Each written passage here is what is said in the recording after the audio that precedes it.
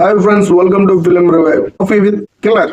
ఇంకా ఈ సినిమా 2 సినిమాలు మలయాళం వాళ్ళు తీస్తే చూస్తారు కానీ మనోళ్ళు మనం చేస్తే చూడరు అని తమిళ చూశారు. అమ్మ ఏంటి ఆర్పి పట్నాయక్ తీసాడు సినిమా ఎలా ఉంది ఏంటి అసలు ఎందుకు ఆయన అంత మాట అనేసారు. ఒకసారి చూద్దాం. కొన్ని లైన్లు ప్రపంచం అంతా కాఫీతో ముడిపడిపోయినట్టు, కాఫీ లేకపోతే ప్రపంచం లేనట్టు అలాంటి మాటలు చెప్పారు. దానివల్ల కరెక్ట్ అవ్వదు. డిఫరెంట్ కేటగిరీ హ్యూమన్స్ కి ఉండే లైఫ్.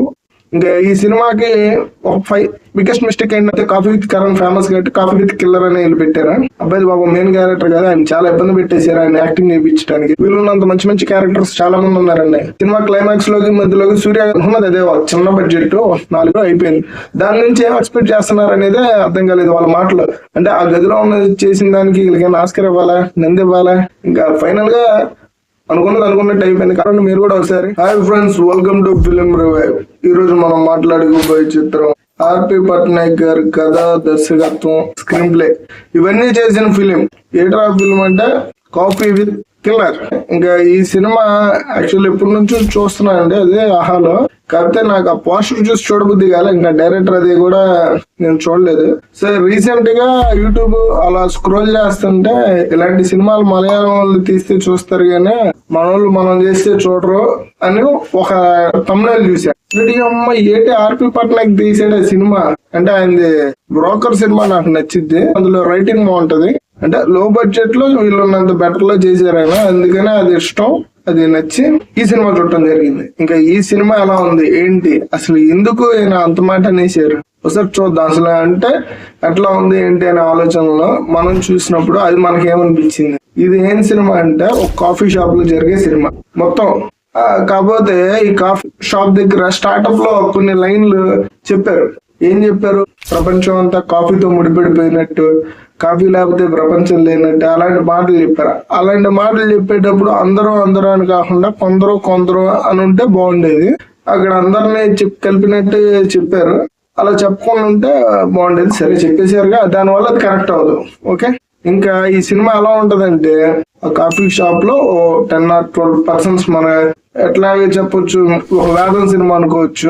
ఒక వేదం సినిమా, ఒక కంచరపాలెం సినిమా, మనసంతా ఇలాంటి ఒక 5-6 డిఫరెంట్ కేటగిరీ హ్యూమన్స్ కి ఉండే లైఫ్. ఓకే, మన నాని బాబాయ్ డబుల్ పెట్టిన సినిమా, ఇలాంటి డిఫరెంట్ కేటగిరీ హ్యూమన్ అంతా ఒక షాట్ ఉంటే వాళ్ళందరి మీద గుండా ఒక చిన్న సిచ్యువేషన్ గడిచి వెళ్ళిపోద్ది. ఆ సిచ్యువేషన్ సినిమా.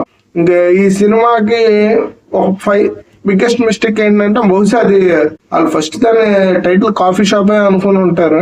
కాకపోతే కాఫీ విత్ కరణ్ ఫేమస్ కాబట్టి కాఫీ విత్ కిల్లర్ అని వీళ్ళు పెట్టారు. అది పెట్టకుండా ఉంటే చాలా బాగుండేది. ఎందుకంటే అబ్బాయి మెయిన్ క్యారెక్టర్ లా చేశారు కానీ అబ్బాయి బాబు మెయిన్ క్యారెక్టర్ కదా, ఆయన చాలా ఇబ్బంది పెట్టేశారు ఆయన యాక్టింగ్ చేయించడానికి. అది కొంచెం తప్పనిపించింది. ఈ సినిమాలో ప్రభుబాబు గారు ఉన్నారు, శ్రీనివాస్ గారు ఉన్నారు, సత్యం రాజేష్ గారు ఉన్నారు, మన ఆటో రాంప్రసాద్, తాగుబోతు రమేష్, వీళ్ళున్నంత మంచి క్యారెక్టర్స్ చాలా మంది ఉన్నారండి.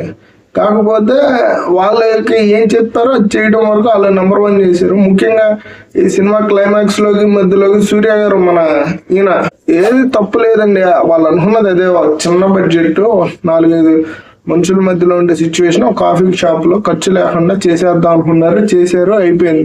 దాని నుంచి ఏం ఎక్స్పెక్ట్ చేస్తున్నారు అనేది అర్థం కాలేదు వాళ్ళ మాటలు. అంటే ఆ గదిలో ఉన్న చేసిన దానికి వీళ్ళకి ఆస్కర్ ఇవ్వాలా, నంది ఇవ్వాలా అనేది చిన్న డౌట్లు వస్తాయి.